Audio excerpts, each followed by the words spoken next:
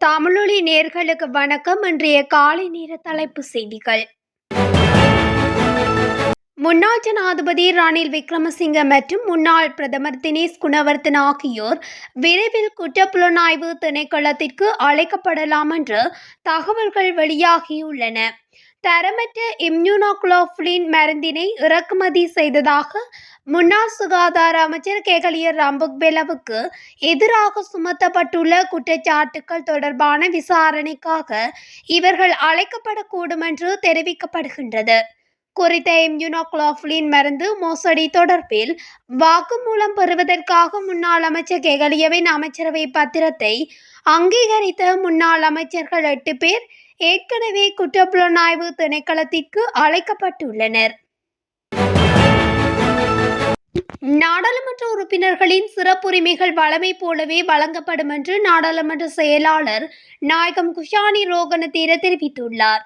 நாடாளுமன்ற உறுப்பினர்களுக்கு இதுவரையில் எவ்வித சலுகை குறைப்புகளும் மேற்கொள்ளப்படவில்லை என்றும் அவர் குறிப்பிட்டார். நாடாளுமன்ற உறுப்பினருக்கான வீடுகளை பெற்றுக்கொள்வதற்காக இதுவரை 35 விண்ணப்பங்கள் கிடைக்கப்பெற்றுள்ளன.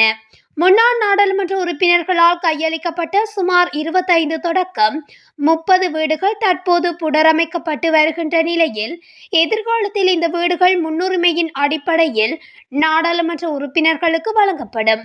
மொத்தமுள்ள 108 வீடுகளில் ஆளுங்கட்சி எம்பிக்களுக்கு 80 வீடுகளும் எதிர்க்கட்சி எம்பிக்களுக்கு 28 வீடுகளும் ஒதுக்கப்பட்டுள்ளன என குறிப்பிட்டுள்ளார். வெள்ள பாதிப்புகளில் இருந்து மீள்வதற்கு அரசு உத்தியோகத்தர்கள் கடினமாக பணியாற்ற வேண்டும் என்று கூட்டுறவு பிரதி அமைச்சர் உபாலி சமரசிங்க தெரிவித்துள்ளார்.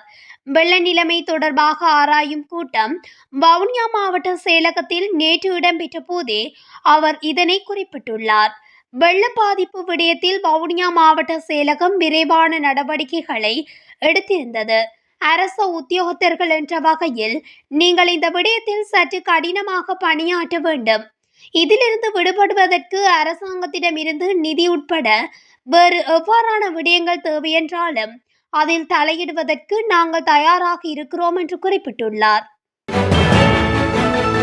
நாட்டை சூழவுள்ள ஆழமான மற்றும் ஆழமற்ற கடல் பகுதிகள் மற்றும் நிலப்பகுதிகளுக்கு வளிமண்டலவியல் திணைக்களம் சிவப்பு எச்சரிக்கை அறிக்கை ஒன்றை வெளியிட்டுள்ளது. அதன்படி இது தொடர்பான அறிக்கை நேற்று மாலை 6 மணியளவில் வெளியிடப்பட்டுள்ளதுடன் பொதுமக்களை அவதானமாக இருக்குமாறு வளிமண்டலவியல் திணைக்களம் அறிவித்துள்ளது.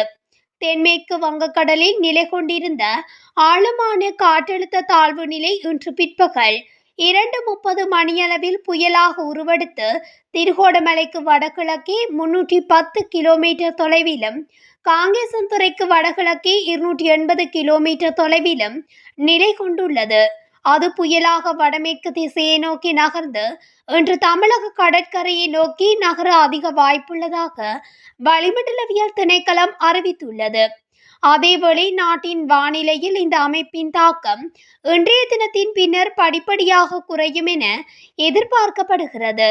மேலும் நாட்டின் வடக்கு மற்றும் வடமத்திய மாகாணங்களிலும் திருகோணமலை மாவட்டத்திலும் அவ்வப்போது மழை அல்லது இடியுடன் கூடிய மழை பெய்யக்கூடும் என்றும் அறிவிக்கப்பட்டுள்ளது.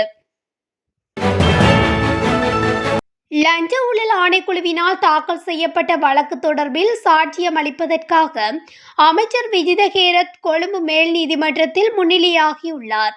கடந்த நல்லாட்சி அரசாங்கத்தின் போது அபிவிருத்தி லொத்தர் சபை ஏற்றுக்கொள்ளப்பட்ட டெண்டர் முறைக்கு மாறாக பல தனியார் நிறுவனங்களுக்கு லொத்தர் ஊக்குவிப்பு பணிகளை ஒப்படைத்து அரசாங்கத்திற்கு நஷ்டத்தை ஏற்படுத்தியதாக குற்றம் சுமத்தி அதன் முன்னாள் தலைவர் சந்திரவன்ச பத்திரராஜவிற்கு எதிராக லஞ்ச வழக்கு தாக்கல் செய்யப்பட்டது. இந்த வழக்கு தொடர்பான முறைப்பாட்டை சமர்ப்பித்த அமைச்சர் விஜித ஹேரத்தை இன்றைய தினம் சாட்சியமளிக்க நீதிமன்றில் முன்னிலையாகுமாறு உத்தரவிடப்பட்டிருந்தது. இதன்படி நேற்று முன்வைக்கப்பட்ட அறிக்கைகளை பரிசீலித்த கொழும்பு மேல் நீதிமன்ற நீதிபதி RSS சபிவிட சாட்சிய விசாரணையை பிப்ரவரி 5ஆம் தேதிக்கு ஒத்திவைத்துள்ளார்.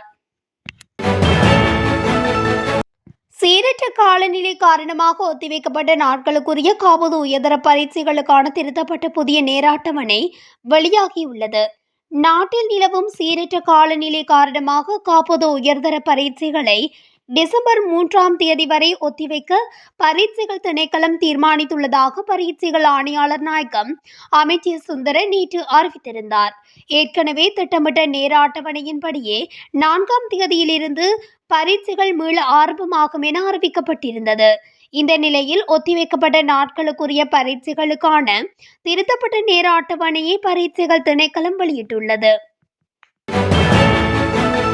கொலை சம்பவம் ஒன்று தொடர்பில் சந்தேக நபர்கள் 6 எதிரான குற்றம் நிரூபிக்கப்பட்டதை அடுத்து கொழும்பு மேல் நீதிமன்றம் மரண தண்டனை விதித்துள்ளது.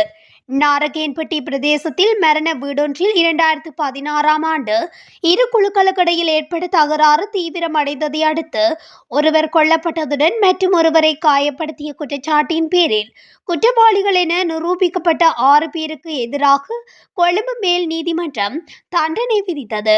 நீண்ட விசாரணையின் பின்னர் கொழும்பு மேல் நீதிமன்ற நீதிபதி இந்த தீர்ப்பை வழங்கினார்.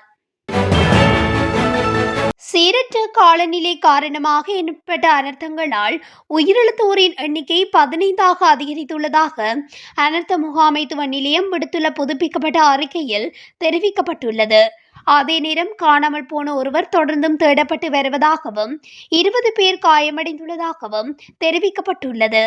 அத்துடன் சீரற்ற காலநிலை காரணமாக 1,38,191 குடும்பங்களை சேர்ந்த 4,63,569 பேர் பாதிக்கப்பட்டுள்ளனர். அவர்களில் 31,080 பேர் நலன்புரி முகாம்களில் தங்க வைக்கப்பட்டுள்ளதாக அனர்த்த முகாமைத்துவ மத்திய நிலையம் தெரிவித்துள்ளது. பொத்துவில் போலீஸ் பிரிவுக்குட்பட்ட குரக்கடோயில் ராக் பகுதியில் நபர் ஒருவர் முதலையால் இழுத்து செல்லப்பட்டுள்ளார். நேற்று மாலை குரக்கடோயில் ராக் பகுதியில் உள்ள துவா ஆற்றிலிருந்து எருமை மாடுகளை அழைத்து சென்ற போதே இந்த சம்பவம் இடம்பெற்றுள்ளது. குறித்த நபரை முதலையொன்று பிடித்து இழுத்து சென்றதாக பொத்துவில் போலீஸ் நிலையத்தில் முறைப்பாடு செய்யப்பட்டுள்ளது. பசரிச்சேனை பிரதேசத்தைச் சேர்ந்த 41 வயதுடைய நபரே பாதிக்கப்பட்டுள்ளதாக தெரிய வந்துள்ளது. காணாமல் போன நபரை தேடும் பணியில் போலீசார் மற்றும் கடற்படை அதிகாரிகள் இணைந்து நடவடிக்கை மேற்கொண்டு வருகின்றனர். முல்லைத்தீவில் கடந்த சில நாட்களாக ஏற்பட்டுள்ள சீரற்ற காலநிலை காரணமாக ஆராய்வதற்கான விசேட ஒருங்கிணைப்பு குழு கூட்டம் நேற்றைய தினம் முன்னெடுக்கப்பட்டுள்ளது. இந்த கூட்டமானது பிரதி அமைச்சர் உபாலி சமரசிங்க தலைமையில் முல்லைத்தீவு மாவட்ட செயலகத்தில் இடம்பெற்றுள்ளது. இதன்போது மாவட்டத்தின் 6 பிரதேச செயலாளர் பிரிவுகளிலும் ஏற்பட்டுள்ள வெள்ள பாதிப்புகள் தொடர்பாகவும் பாதிக்கப்பட்ட பகுதிகளில் முன்னெடுக்கப்பட வேண்டிய மேலதிக நடவடிக்கைகள் தொடர்பாகவும் கலந்துரையாடப்பட்டுள்ளது. குறித்த கூட்டத்தில் நாடாளுமன்ற உறுப்பினர்களான ரிசாட் பதியுதீன், ஹாதர் மஸ்தான், மா ஜெகதீஸ்வரன், ரவிகரன், அனர்த்த முகாமைத்துவ அதிகாரிகள் உள்ளிட்ட ஏனைய திணைக்கள அதிகாரிகள், போலீசார் மற்றும் இராணுவ தரப்பு உட்பட பலரும் கலந்து கொண்டுள்ளனர். திருகோணமலை மட்டக்களப்பு பிரதான வீதியில் அமைந்துள்ள கிண்ணியா பிரதேச செயலக பிரிவுக்குட்பட்ட கடற்கரை பூங்கா கடல் அலையினால் ஒரு பகுதி அடித்து செல்லப்பட்டுள்ளது. மிகுதியாக உள்ள பகுதியை பாதுகாக்க வேண்டுமென்றால் கடல் அரிப்பை கட்டுப்படுத்த வேண்டும். தவறினால் இன்னும் சில மாதங்களில் முழுமையாக கடல் அலைக்கு பூங்கா இரையாகிவிடும் என பொதுமக்கள் அச்சம் தெரிவிக்கின்றனர். 30 வருட கால யுத்தத்திற்கு பின்னர் மட்டக்களப்பு திருகோணமலை A15 2012 திறக்கப்பட்டது. வீதி திறக்கப்பட்ட பின்னர் அம்பாறை, மட்டக்களப்பு போன்ற இடங்களுக்கு செல்லும் நாளாந்த போக்குவரத்து பயணிகளுக்கும் சுற்றுலா பயணிகளுக்கும் இந்த பூங்கா ஓய்வளித்து மகிழ்வூட்டுகின்ற ஒரு முக்கியமான இடமாக இருந்து வருகின்றது. இந்த நிலையில் கடந்த ஒரு வாரத்திற்கு மேலாக ஏற்பட்ட கனமழையும் கடல் அலையின் சீற்றமும் இந்த துயரமான பாதிப்பினை ஏற்படுத்தியுள்ளது. புத்தளத்தில் மின்சாரம் தாக்கியதில் கணவன் மற்றும் மனைவி ஆகியோர் உயிரிழந்த துயர சம்பவம் பதிவாகியுள்ளது. இந்த சம்பவம் நேற்று இரவு இடம்பெற்றதாக போலீசார் தெரிவித்துள்ளனர். சம்பவத்தில் 54 வயதான SAS ஸ்டான்லி திலகரத்ன மற்றும் 53 வயதான சந்திரிகா மெஸ்காந்தி என்பவர்களே உயிரிழந்துள்ளனர்.